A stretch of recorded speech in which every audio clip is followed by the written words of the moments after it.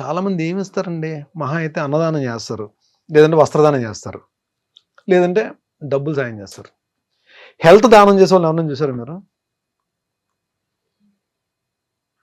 ఫ్రెండ్స్‌లో ఎలా ఉంటారు ఈవినింగ్ 5:30కి మరి అక్కడికి వస్తే పదా అని చెప్పి అంటారు కదా, అవి ఉండవు. మార్నింగ్ 6కి కాల్ వస్తుంది, ఏ టైం జిమ్కి వస్తున్నాం అని చెప్పి. మేము ఎవ్వరం కూడా పాకెట్ నుంచి ₹1 కూడా తీయనివ్వరు జిమ్కి కట్టడానికి. ఇయర్లీకి సరిపడే ఫీజు అపోలోలో ఆయనే కట్టేస్తారు, మా జిమ్ ఫీజు అంతా.